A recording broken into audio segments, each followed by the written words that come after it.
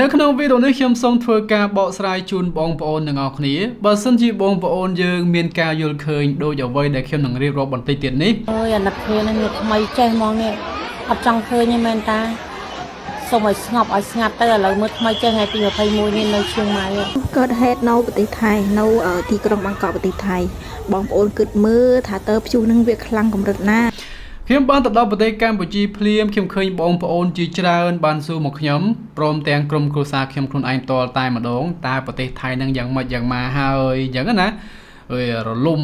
បែកបាក់អីចឹងទៅយ៉ាងម៉េចយ៉ាងម៉ាហើយពួកគាត់បារម្ភពីសុវត្ថិភាពរបស់ខ្ញុំបាទអញ្ចឹងខ្ញុំពិតជាអរគុណមែនទែនប៉ុន្តែរឿងមួយដែលពួកគាត់យល់ខុសហ្នឹងគឺពួកគាត់យល់ឃើញថាថៃនឹងរលាយឆាប់វីដេអូនេះមិនមែនជាវីដេអូកាន់ជើងថៃឬក៏យ៉ាងម៉េចយ៉ាងម៉ាទេបងប្អូនណាពួកគាត់ថាថៃនឹងឆ្នាំ2030នេះថៃនឹងខ្ទេចខ្ទីហើយអញ្ចឹងកូនឯងឆាប់ត្រឡប់មកវិញមកលាក់ទៅអញ្ចឹងនេះគឺជាការយល់ឃើញខុសស្រឡះតែម្ដងខ្ញុំគិតថាវាមិនអាចទៅរួចទេដែលប្រទេសទាំងមូលក្នុងឆ្នាំ2025នឹងត្រូវបានរលត់សាបសូន្យដោយសារតែគ្រោះទុរភិក្សឬក៏អីគេទឹកចំនួនលិចព្យុះអីចឹងទៅអញ្ចឹងនេះគឺជាការយល់ឃើញរបស់បងប្អូននៅតាមស្រុកតាមភូមិពួកគាត់គិតថាវាអញ្ចឹងវានឹងអាចកើតឡើងថាប្រទេសថៃនឹងរលត់សាបសូន្យពីផែនទីពិភពលោកអញ្ចឹងទៅនៅក្នុងប្រវត្តិសាស្ត្ររបស់មនុស្សជាតិក៏វាមិនដែលមានដែរលើកលែងតែរឿងសង្គ្រាមអាហ្នឹងក៏យើងមិនដឹងដែរដូចជាប្រទេសចម្ប៉ារាប់ឆ្នាំពីមុនរាប់រយឆ្នាំពីមុនមកអញ្ចឹងទៅប៉ុន្តែបើសិនជាយើងនិយាយតែរឿងថាអីគេរលត់សាបសូន្យត្រូវលិចលង់អញ្ចឹងទៅគឺដូចជាពុំមានប្រវត្តិសាស្ត្រដែលចារនៅក្នុងសភៅទៅទេអញ្ចឹងវាមិនអាចទៅរួចដែលប្រទេសថៃប្រជាជនចំនួន70-80 លាននាក់នឹងត្រូវរលាយសាបសូន្យដោយបងប្អូនយល់ឃើញហើយពួកគាត់បានធ្វើការមើលវីដេអូប្រភេទ MMO តាមពិតទៅខ្ញុំមិនគួរប្រើពាក្យ MMO ទេពួកគាត់គឺជាអ្នកដែលធ្វើមាតិកានៅលើ Facebook ហ្នឹងគឺថា unprofessional តែម្ដងហើយអត់សុជីវធម៌អត់សិលធម៌អត់វិជ្ជាជីវៈគេចង់ប្រើពាក្យបែបហ្នឹងបងប្អូនយើង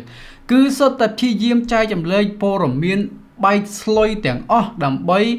បំណងទាញ view ទាញ like ទាញ share អីចឹងទៅវាជាចេតនារបស់ពួកគាត់មិនមែនគាត់មិនដឹងទេបងប្អូនយើងគាត់ចង់ខ្លែងបន្លំព័ត៌មានចង់ចែកចម្លែកព័ត៌មានខ្លែងបោកអ្នកស្រុកអ្នកភូមិអញ្ចឹងទៅខ្ញុំទៅដល់ភូមិភ្លាមខ្ញុំបានប្រកែកគ្នាជាមួយនឹងឪពុករបស់ខ្ញុំមីងរបស់ខ្ញុំអង្គុយតុកចរចាមួយគ្នានឹងតែម្ដងគាត់ជឿគាត់ថាគាត់ជឿហេកូនពុកជឿណាកូនណាថៃយ៉ាងមែនណាអញ្ចឹងទៅខ្ញុំព្យាយាមបកកាយព្យាយាមបញ្យល់គាត់ដែរប៉ុន្តែធ្វើម៉េចគាត់ជាមនុស្សចាស់ទុំគាត់នៅតែឈ្នះយើងចឹងវាពិតណាស់ថាថៃជួបប្រទះការរលំបាក់អគារនៅក្នុងទីក្រុងបាងកកណាហើយការរំជួយផែនដីហ្នឹងគឺរំជួយពិតប្រាកដនៅប្រទេសមីយ៉ាន់ម៉ាទេហើយក៏រងឥទ្ធិពលពីមីយ៉ាន់ម៉ាទៅមកដល់ថៃចឹងទៅហើយអគារមួយចំនួនអត់អីទេណាហើយគ្រាន់ថាវាបងប្អូនឃើញខុនដូខ្ពស់អញ្ចឹងទៅអញ្ចឹងវាមានអាងទឹកនៅលើណាកាលណាវាអគារយោងអញ្ចឹងទៅ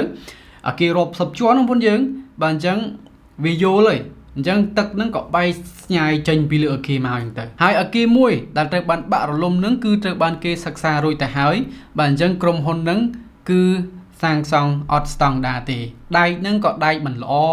និយាយទៅគឺការសាងសង់ខុសខ្នាតឥឡូវនេះគេកំពុងតែធ្វើការស៊ើបអង្កេតទៅលើក្រុមហ៊ុនដែលកំពុងតែសាងសង់អគារនឹងផងអញ្ចឹងខ្ញុំសូមចិត្តបងប្អូនទាំងអស់គ្នាមិនថាបងប្អូននៅណានៅណីទេចូលចែកចម្លែកព័ត៌មានឲ្យវាមានប្រភពច្បាស់លាស់ផងហើយកុំព្យាយាមឃើញតែរូបភាពចេះតែនិយាយឲ្យអ្នកមើលក៏គួរតែគិតដូចគ្នាផងដែរបងប្អូនយើងហើយសម្រាប់បងប្អូនយើងដែលមើលព័ត៌មានហ្នឹងក៏គួរតែមើលប្រភពនៃព័ត៌មានផងដែរមើលព័ត៌មាន official ផ្លូវការណាមួយទៅនៅខ្មែរយើងមានតាហងមាសណាបងប្អូនយើងគេផ្សាយតាហើយបើថាមិនទុកចិត្តហងមាសទេអាចមើលវិទ្យុបារាំងបានណាហើយយើងអាចមើលព័ត៌មានធំមកពីបណ្ដាញអីដែលគេផ្សាយនៅកម្ពុជាហ្នឹងទៅណាទៅមើលស្អីពួកអញ្ចឹងខ្ញុំអត់យល់តាមពិតអាហ្នឹងគឺបងប្អូនយើងមើលអញ្ចឹងពេកអញ្ចឹងតើកាលណាបងប្អូនមើលអញ្ចឹងទៅ Facebook វារុញតាម algorithm របស់គេដែលបងប្អូនយើងមើលអញ្ចឹងអា content ស្តៀងអញ្ចឹងវានឹងរុញមកឲ្យយើងរហូតហើយយើងនឹងតែងតែជួបប្រទះ content បែបហ្នឹងបាទហើយយើងចេះតែជឿទៅអ្នកខ្លះបាទអញ្ចឹងខ្ញុំចង់ជម្រាបបងប្អូនអ៊ំពូមីងទាំងអស់គ្នាដូចខ្ញុំនិយាយអញ្ចឹងខ្ញុំមិនបានមកកាន់ជើងថៃទេប៉ុន្តែរឿងនេះគឺជារឿងមិនពិតតែកាលណាបងប្អូនយើងចែកចម្លែកព័ត៌មានមិនពិតមិនថាជនជាតិណាទេ គឺជាមនុស្សអាក្រក់ហើយបងប្អូនយើងដែលងាយជឿគេហ្នឹងគឺជាមនុស្សដែលងាយរងនឹងការបោកបងប្អូនត្រូវបានគេបោកអញ្ចឹងហើយបានជាខ្មែរយើងតាមស្រុកតាមភូមិនៅតំបន់យើងកម្ពុជាយើងគឺត្រូវគេបានបោកច្រើនណាស់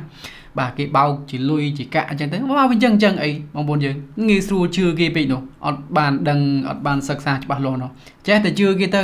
បាទអីគេដាក់លុយបានទិញផ្ទះបានលុយទិញអីចឹងលាក់ជាដើមអញ្ចឹងគេបោកទៅហើយខ្លះហ្នឹងវាចង់និយាយមែនតើវាល្ងងយើងដែរទេបងប្អូនយើងនេះគឺជាអ្វីដែលខ្ញុំចង់ចែករំលែកនៅក្នុងវីដេអូនេះហើយគិតគូរដល់ខ្លួនឯងទៅណាបងប្អូនយើងខ្ញុំពេលខ្លះខ្ញុំក្តៅកាហាយមែនតើក្តៅមកចេញមកដល់ភូមិបកាយមួយអ្នកផ្ទះអត់ឈ្នះពួកគាត់ចេះតែជឿគេទៅអីក្នុងចិត្តខ្ញុំអូយមិនធម្មតាទេបងប្អូនហើយហ្នឹងហើយប៉ុណ្ណឹងបាយបាយបើសិនជាបងប្អូនយើងមានតម្រូវការ iPhone iPad ឬក៏ទូរស័ព្ទដៃ Android ផ្សេងបងប្អូនយើងអាចមកមើលបាននៅហាងលក់ទូរស័ព្ទដៃគ្នាយើងហាងលក់ទូរស័ព្ទដៃគ្នាយើង VIP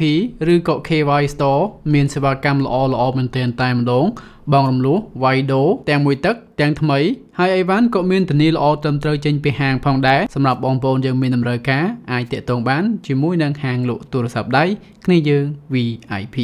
លីងតាក់ទងនៅក្នុង description ខាងក្រោម